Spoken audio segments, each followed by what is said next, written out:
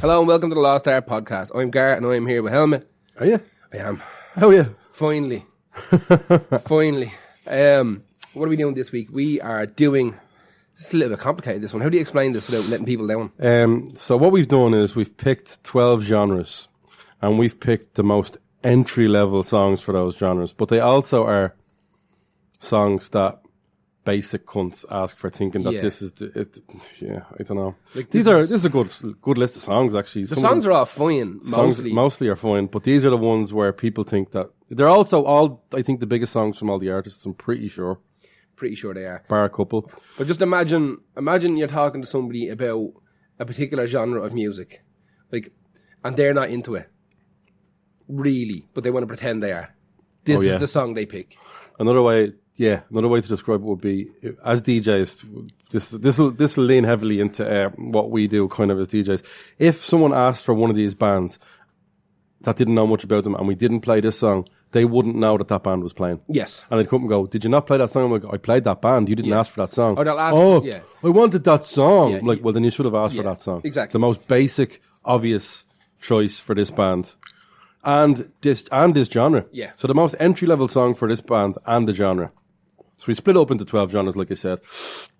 That's kind of it. Let's get into it then. What was your first genre? My first genre was disco. I picked disco. Okay. And I picked Dancing Queen by ABBA. Yeah. 1979. This is the song that I don't know if I like this song anymore. And I'm a big ABBA fan. But I don't know if I like this song. And I can't listen to it objectively anymore without thinking. It's just a wedding song for me. It's very cheesy.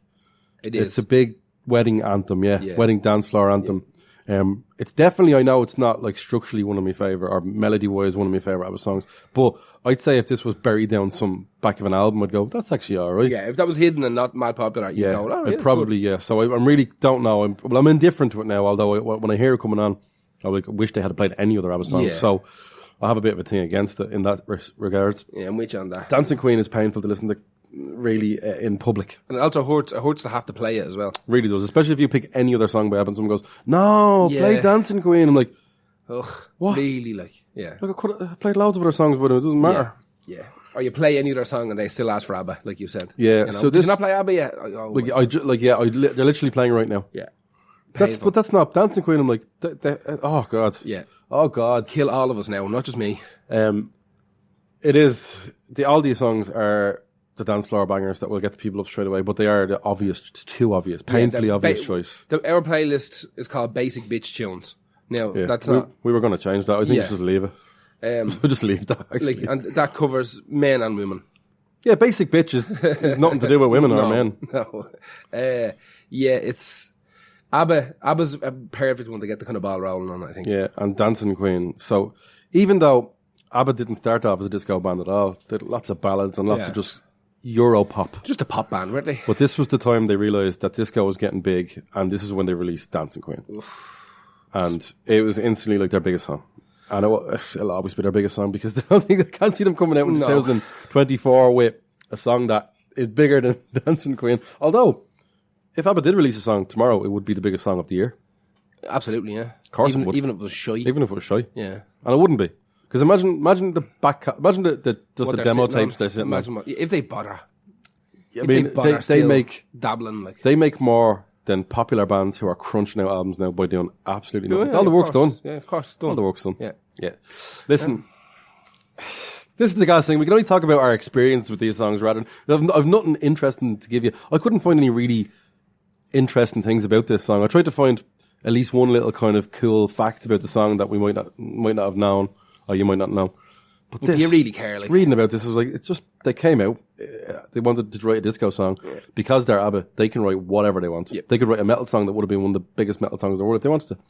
Just that stupidly talented band. That's disco. Right. The most basic disco song. And it's not even a good example of disco, but it is the most basic bitch disco song. Yeah, it is, yeah. Who's your first one?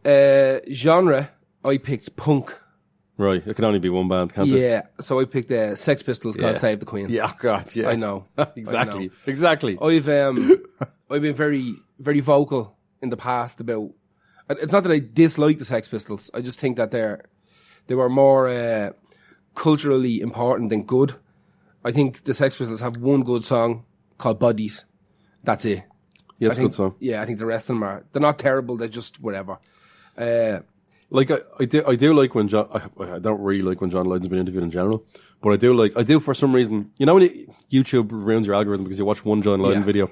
There's one with Marky Ramone, and then I just started watching more because they were auto playing. Yeah, but he's a vicious bastard. Like he just goes, and he doesn't like this band at all.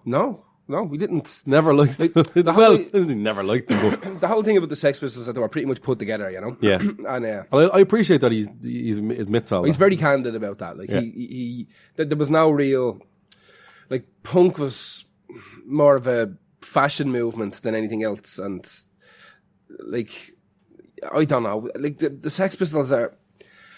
I picked this song. This isn't the most popular. Pretty Vacant is the most popular Sex Pistols song, but I think that Pretty Vacant is a little bit better than this song. Oh, it is, yeah. Right. It's almost too good to put on this list. But there's something about watching middle-aged men listen to this song where they all start like reenacting the Johnny Rotten fucking snare. And they're putting their hands down like they're fighting mode, in the football fighting mode, and down beside them. And they're roaring and shouting, God, yeah. And they're putting the accent that really doing it all. Hamming up that fucking I London. want to fucking kill myself every time I see it. And it's absolutely a fucking full-on basic bitch punk song. Like there's you could do like Blitzkrieg Bop by the Ramones, but to be fair to Blitzkrieg Bop, that song's fucking incredible. And I can never. This is more basic. This is more basic. I think as well because there's something about British punks that makes them even worse than American punks. Of course there is. Right? Of course there is. And I feel very similar then about Irish punks, where it's just the try-hard aspect of it is incredibly hard to deal with. Like I could sit down and have conversations with any mohawked fucking safety pin through his nose bastard about all these 77 and 82 UK 82 bands and so on and so forth, and keep up with them no problem. Yeah. But they'd still look at me like I'm not a punk because I don't have of course, a fucking mohawk or a this or a like that. I said, I've been vocal about not really liking punk's stupid attitude because I think it's just put on. It's makey uppy as fuck, and that bothers the shit out of me because there's no reason for it to be makey uppy. And you know that from working in pubs, I don't know any punks that got out on the street and did some mad shit, really. Whatever. We do, but I'm talking about, we see most of them in a pub, and the things they'll do is like, go, all right, mate, it's time we're closing up, can you finish? No. Oh, you rebel. Yeah. Oh, you're hard. Rebel, yeah. Oh, you're hard. Yeah. Yeah. I would say most of them. Oh, the little things they do, like, I'll make you move your jacket there. That's where like the smoke machine is or whatever, because it'll get. No, that's what I want there. Oh, you're mad! Yeah, you're breaking all the rules. You maverick. Some people just want to watch the world burn. You're wild card. Oh my god! God, you're a mentaler. Yeah, mad lad. Yeah, the Sex Pistols, like I said, they're not. I think they're more of a cultural movement than a band. I mean, they're definitely a band, but they're like. If you search Wikipedia, it will come up as they were a band. Yeah, but in retrospect, like got one album and a couple of comps afterwards. The album is so. The one good song. I was blown away when I found out they were put together. Yeah, for the advertisers, a clothes shop. It's just mad. How fucking mad I didn't even know about that. Yeah, the advertiser clothes shop. Yeah. But Malcolm McLaren. Yeah, McLaren had a shop called Sex that just sold like bondage gear and all. And I think that might have even been pre kind of punk movement. He was just selling like stuff for gay lads to get pissed on and stuff like that, you know. But like I said, like as much as I don't like Sex Pistols or Sex Pistols fans, because the people, Sex Pistols fans, genuinely like the ones that would come into like, you know the way Sex Pistols members come over and do gigs. Those people that go to them are proper grand. Okay, fine. Yeah. They're fine. The people that go and see like Glenn Matlock and all or whatever, they're grand. Yeah. But it's the people that don't. They wouldn't go to that. You wouldn't go to it. Just love Sex Pistols. Yeah, well, you know what, like. Yeah, there's a bit of trouble putting them back together. Yeah, there's an issue there. And Johnny Lydon will go, whenever he's asked about Sex Pistols in interviews, the first thing he goes is, why don't you ask me about my good band? Yeah. Which is funny. Who aren't even good. They're not. We talked about that. Public Image are not good. They're not good. Fucking. I was going to say like Banksy the band, but Banksy's in a fucking band, didn't he? So. Yeah, Public Image have a couple of decent bits. The best thing Public Image ever done is not even Public Image. It's that Left Field song. Bernard. It's fucking great. Do you know what's an amazing song by them? I genuinely think it's amazing. The Order of Death. The Order of Death. This is what you want. This is what you get. That's just. It's not. It sounds like more like a new romantic remix of one of their songs. But it's a great song. It's Jah Wobble as well, isn't it? He was fucking shit hot at almost everything. And like you were saying about American punks, they introduced their music into their punk, which made it a little bit more fun. Their punk is fun. I mean, there's the Ramones are more fun than Sex Pistols. Yeah, big time. Yeah, I am better stories. Everything, songs are better, way better, and there's loads more of them. Yeah.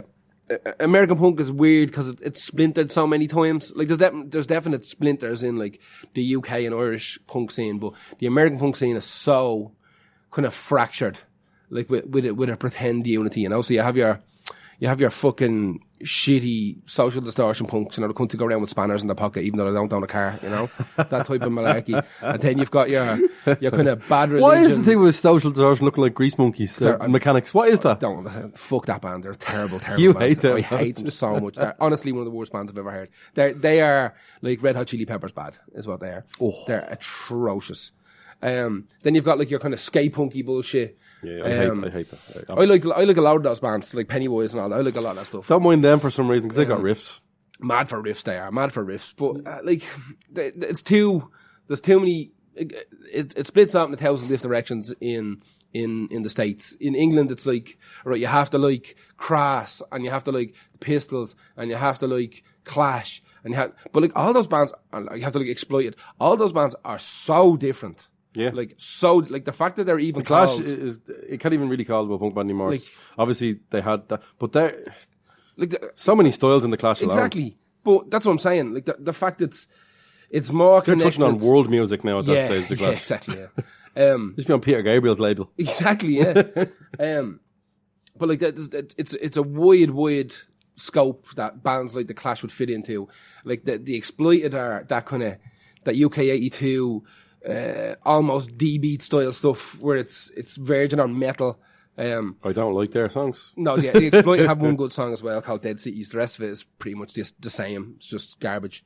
Does nothing for me.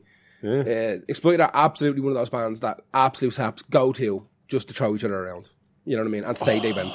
You know what I mean? Like couldn't name 2 or 3 Exploited songs, but just go to hit each other in the face. I will say this though: your average, like you said, Mohawk pin through their nose punk is still a million times better than a crust punk. Yeah, thankfully, rare enough thing these days, a crust punk. Rare. To be honest with you, I aren't really into music. No, not at all. Getting the name off, like crust bands and stuff. Like, they act real poor, but they're not. They'll just talk about. They'll all just talk about Crass, and that'll be it. Leftover Crack, maybe. No, are they not? No, are they not one of them bands? Americans, yeah, American crust punks, yeah, but like proper actual, like. Jack Russell on a lump of string, fucking crust punks. No, they are not listening to Leftover Crack. The American ones are, but no, listen. Do you ever throw be at a house party and the crust punks are like, fuck. Like I said, very rare. Most of the crust punks I knew. Hide your beer and put a fucking over the couch, put some plastic over the couch. Most of them that I knew from like 15, 20 years ago have all cleaned up their acts and got stupid. Together. Well, it's stupid, and 99% of crust punks were all rich people. Of course they were rich. Yeah. You have to. It's like being a vegan. Like, I'd love to be a vegan, but I have no money. I could never afford to be a vegan. Like one that doesn't die in a year. Like, not only would you need to, you'd have to hire your own personal nutritionist. Yeah. Or me and you would die. Or just be on. I'm already half fucked half the time because I don't think already. I'm taking enough iron in or whatever. But imagine being a vegan. Just take shots of Jip to the mouth. Get lads to just very good ones into your skull. Nature's multibionte. That's what Jip is. Well then, why am I so tired all the time? Right, who's your next one? My next one is, I chose hip hop. And although this is a great song, I find, and this is coming from a DJ perspective, a lot of people will think, no, this isn't the correct choice for Basic Bitch hip hop song. I think it is. It's In the Club by 50 Cent from 2003. Yeah. I used to accidentally call this album Get Rich Quick or Die Trying.